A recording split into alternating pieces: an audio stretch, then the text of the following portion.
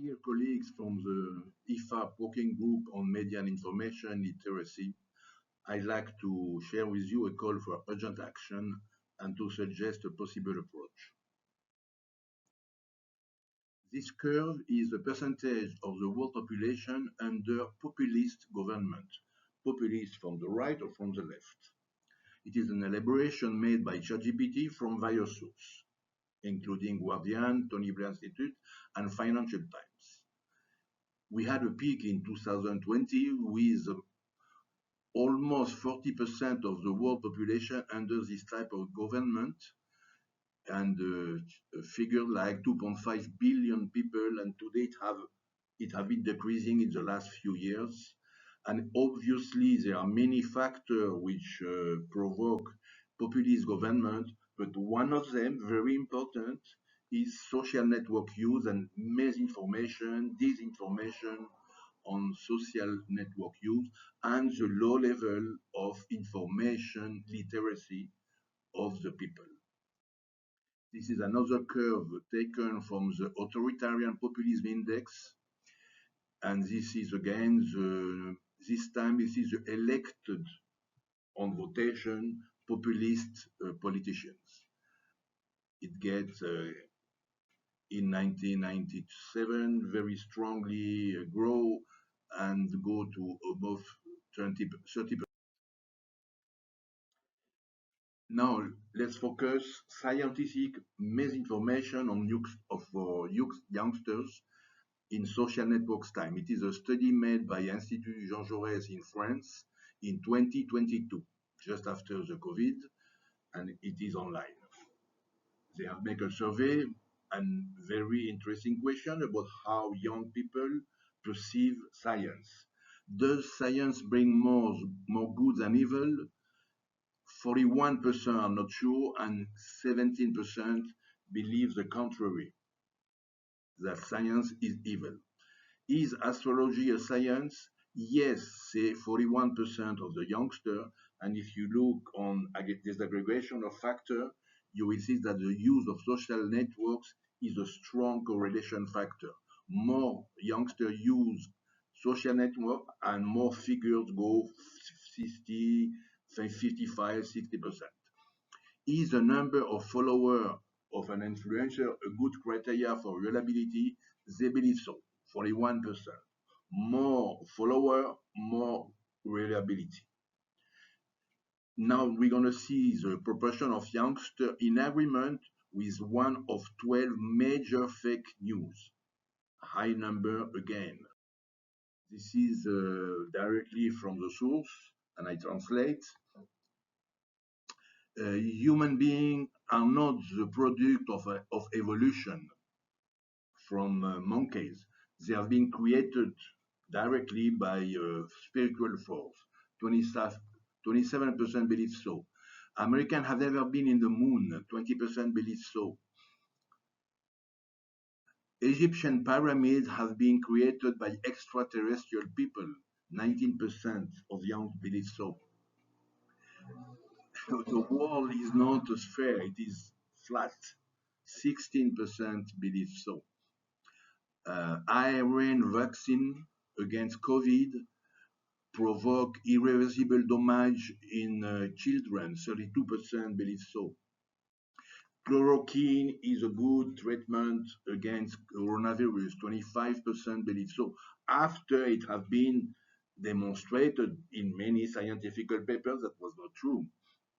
You can go to abortion without risk using plants like mint and whatever. 25%. The 2020 election was manipulated against Donald Trump, not the last one, the previous one. 31% believe so. Bucha civilian massacre in Ukraine was not true. It was a picture. 26% believe so. The global warming is a natural phenomenon. We cannot do anything. Many believe so. This is a reflect of a study made in 2009 where they have make a survey on media and information literacy in a kid in a school in Israel and with the father of the same kids, and they remake the same study 4 years after in 2009. What is the result? In 2005, in terms of information literacy, the young were very, very low and the adult average.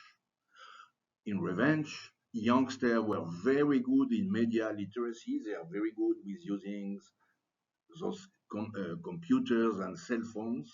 And the adults were not very good, as we know. In 2009, what happened? The adults get better in media literacy and the youngsters keep evolving on the top. But in information literacy, the youngsters have still a lower result. So the trend is that young people are getting every day less literate in information. This is a real problem.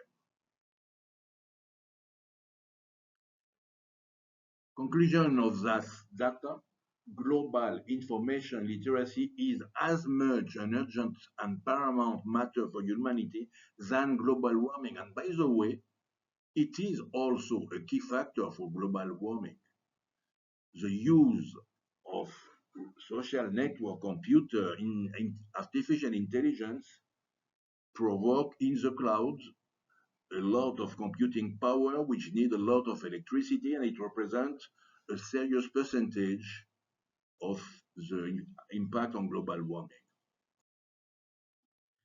Something which is very personal. During my experience in the field, I've been working for Networks and Development Foundation since 1988.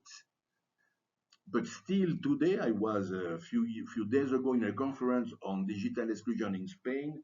I have witnessed a chronic confusion between media literacy and information literacy. I have seen so many times in Latin America, but also in Europe, people offering a training on Microsoft Office Suite, learn Word, PowerPoint, learn Excel, and they say this is media and information literacy. This is not media and information literacy. Training on MIL without a solid component on information literacy is a big mistake because the priority is not on media but on information literacy. This is where we got a real problem and a trend which is negative, as I have shown before. So we should address that urgent priority. We as working group on media and information literacy.